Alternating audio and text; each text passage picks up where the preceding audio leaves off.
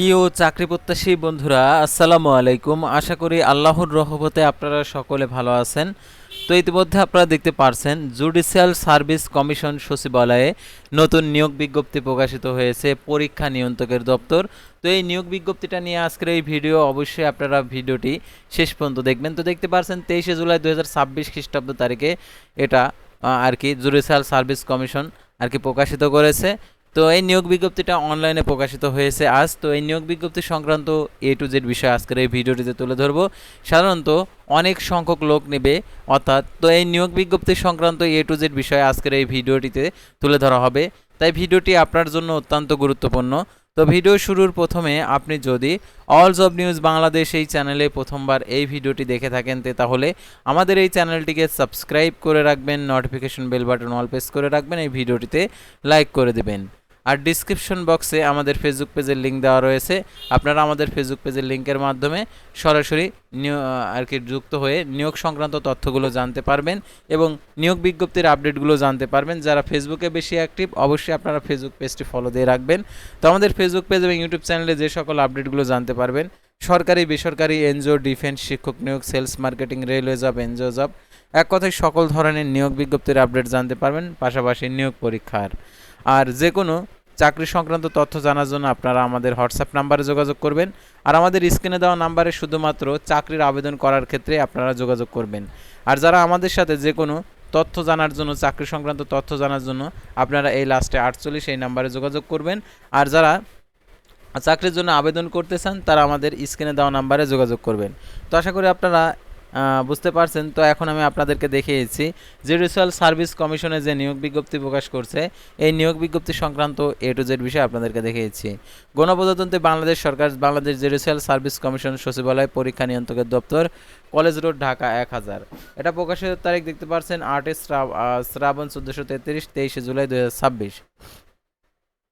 তো দেখতে পাচ্ছেন 19-20 বাংলাদেশ জুডিশিয়াল সার্ভিস, দেখতে পাচ্ছেন 19 বিজেএস পরীক্ষা 2026।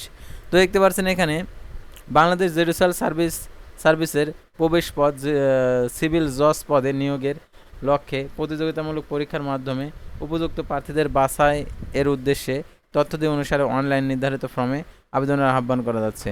পদের সংখ্যা দেখতে পাচ্ছেন 250টি, অর্থাৎ পদের সংখ্যা 250টি। পদের সংখ্যা হ্রাস বৃদ্ধি হতে পারে। বেতন স্কেল দেখতে পাচ্ছেন 30,935 টাকা হইতে বাড়বে, দেখতে পাচ্ছেন 64,430 টাকা সহ বাংলাদেশের জুডিশিয়াল সার্ভিস কমিশন স্কেলের 2016 সাল অনুযায়ী সরকার সিদ্ধান্ত অনুসারে প্রদত্ত সুযোগ সুবিধা। তো অনলাইনে বিজেএসসি ফর্ম পূরণ ও জমাদানের শুরু তারিখ দেখতে পাচ্ছেন। আবেদনপত্র পূরণ ও জমাদানের শুরুর তারিখ 6/8/2026 দুপুর 12টা।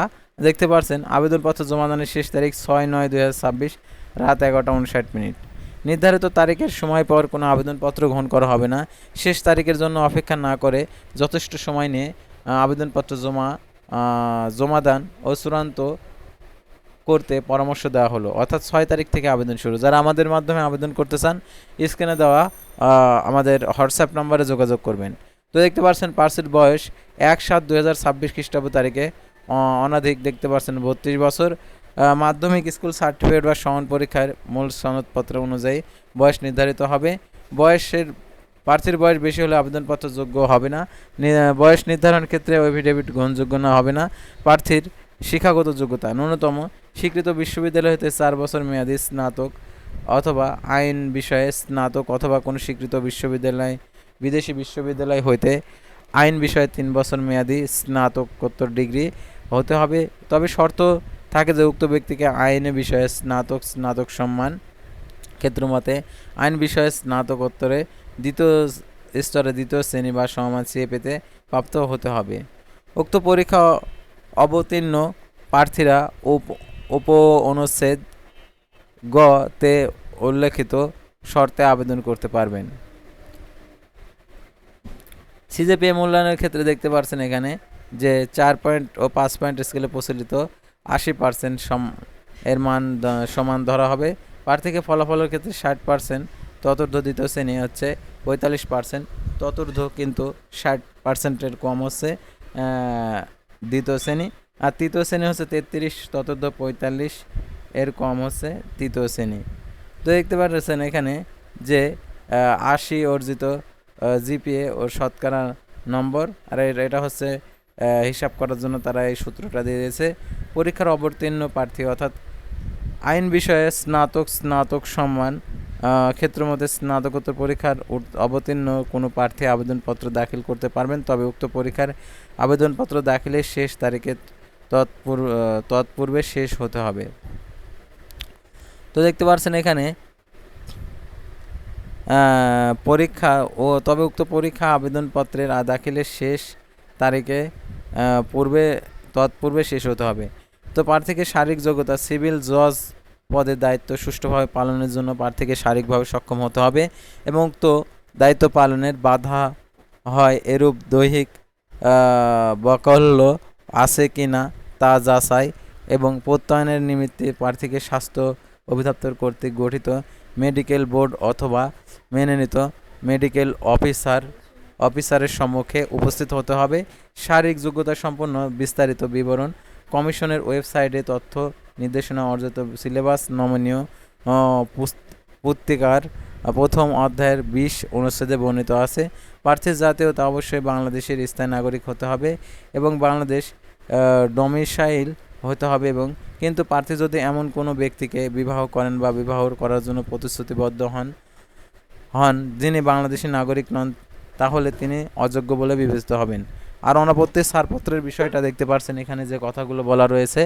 তো সরকারি আধা সরকারি স্বশাসিত প্রতিষ্ঠানে চাকরিরত প্রার্থীদেরকে অবশ্যই কর্তৃপক্ষের অনুমতিক্রমে আবেদন করতে হবে।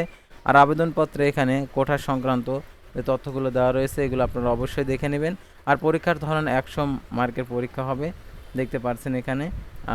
তো এই ছিল সাধারণত এই নিয়োগ বিজ্ঞপ্তি সংক্রান্ত সকল তথ্য। তো আর আবেদন ফি কত টাকা সেটা আপনাদেরকে দেখিয়েছি। তো আবেদন ফি হচ্ছে 6/8/2026 খ্রিস্টাব্দ তারিখে 12 ঘটিকা এবং আবেদনপত্র ফি জমাদানের শেষ তারিখ 7/9/2026 রাত 11:59 পর্যন্ত। আর সফলভাবে আবেদনপত্রটি জমা দেওয়ার পর ফোন নম্বর ব্যবহার করে 1200 টাকা জমা দিতে পারবেন। পেমেন্ট করার জন্য নিচের পদক্ষেপ দেখতে পারছেন। কিভাবে এই টাকাটি প্রদান করতে হবে সেই পদ্ধতিটা দেওয়া রয়েছে প্রথম SMS, দ্বিতীয় SMS পদ্ধতিতে। তো এই SMS পদ্ধতি অনুসরণ করে আপনারা টাকা জমা দিয়ে দেবেন। আর আবেদনপত্রে যে মোবাইল নাম্বার উল্লেখ করবেন সেই মোবাইল নাম্বারের মাধ্যমে আর কি পরীক্ষা সংক্রান্ত আপডেট জানতে পারবেন। আর আবেদনকারী ইউজার আইডি ব্যবহার করে 10/9/2026 খ্রিস্টাব্দ তারিখে 12 ঘটিকার মধ্যে ওয়েবসাইটে গিয়ে প্রবেশপত্র প্রিন্ট করে নিতে পারবেন।